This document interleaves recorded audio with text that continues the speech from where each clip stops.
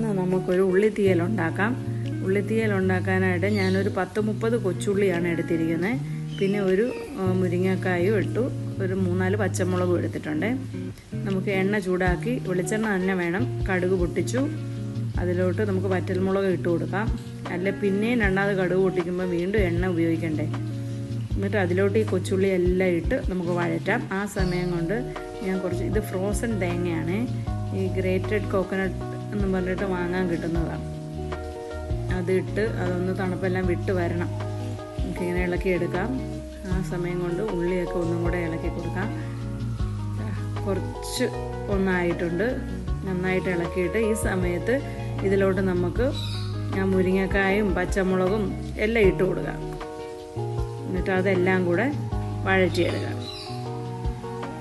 നന്നായിട്ട് വഴറ്റി കിട്ടണം നമുക്ക്. ഇതിങ്ങനെ ഇളക്കിയിട്ട് അടച്ചു വയ്ക്കാം. ആ സമയത്ത് നമുക്ക് വീണ്ടും തേങ്ങയിലോട്ട് പോവാം. തേങ്ങ ആയി വരുന്നു. അപ്പോൾ ഇത് അടച്ചു വെച്ചിട്ട് തേങ്ങ ഇളക്കിക്കൊണ്ടിരിക്കാം. ഈ ഒരു പരുവെത്തുമ്പോൾ അടുപ്പ് ഓഫ് ചെയ്യുക. അതിലോട്ട് 1 ടേബിൾ സ്പൂൺ മുളക് പൊടി, പച്ചമുളക് ഇട്ടിട്ടുണ്ടല്ലോ അപ്പോൾ എരിവ് അനുസരിച്ച് ഇടണം. എന്നിട്ട് ഇളക്കി കൊടുക്കുക. ചൂടുള്ളത് കൊണ്ടേ കരിഞ്ഞു പോകരുത്. പിന്നെ ഒരു 1/4 ടീസ്പൂൺ മഞ്ഞൾപ്പൊടി, 1 ടീസ്പൂണോളം കുരുമുളക് പൊടി, കുറച്ചും കൂടി ഇടുന്നുണ്ട്, 1 ടീസ്പൂണായി.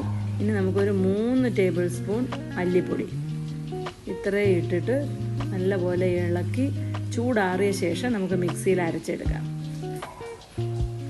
ഇനി ഞാൻ വാളംപുളി വെള്ളത്തിൽ കുതിർത്ത് വെച്ചിട്ടുണ്ട്. ഇത് നമ്മുടെ വീട്ടിലെ പുളി ആയതുകൊണ്ട് ആ പുളിയോടെ ഞാൻ ഇതിലോട്ടിട്ട് അരച്ചെടുക്കുവാണേ. കടയിൽ നിന്ന് വാങ്ങിക്കുന്നതാണേ ഉപയോഗിക്കരുത്. അരിച്ച് അതിലെ വെള്ളം മാത്രമേ എടുക്കാവുള്ളൂ. ഇതാ നന്നായിട്ട് വഴണ്ട് വന്നിട്ടുണ്ട്. ഇനി നമുക്ക് ഈ അരപ്പ് ഇതിലോട്ട് ചേർക്കാം. ആവശ്യത്തിന് വെള്ളം ഒഴിച്ച് നമുക്ക് വേണ്ട പരുവത്തിലെത്തിക്കുമ്പോൾ നമുക്ക് അടുപ്പ് ഓഫ് ചെയ്യാം. ഇതിപ്പോൾ എന്തായാലും ഒരു 5-8 മിനിറ്റ് തിളക്കട്ടെ നന്നായിട്ട്. അരപ്പും ഉള്ളിയും എല്ലാം കൂടെ യോജിച്ച് വരട്ടെ. അപ്പോൾ നമുക്ക് അടച്ച് വയ്ക്കാം. ആവശ്യത്തിന് ഉപ്പും കൂടെ, ഇച്ചിരി ഉപ്പിൻ്റെ കുറവുണ്ടായിരുന്നു, അതും ഇട്ടു. ഇനി നമുക്കൊരു 7 മിനിറ്റൊക്കെ ആയി. ഇതാ നന്നായിട്ട് പാകത്തിലെത്തി. ഞാനിനി ഓഫ് ചെയ്യുവാണ്. നല്ല ടേസ്റ്റുള്ള ഉള്ളിത്തീയലാണ് ഇത്. ഞാൻ വറുത്ത് വെച്ചിരിക്കുന്ന കറിവേപ്പിലയും ഇട്ട് എല്ലാവരും ഉണ്ടാക്കി നോക്കണേ.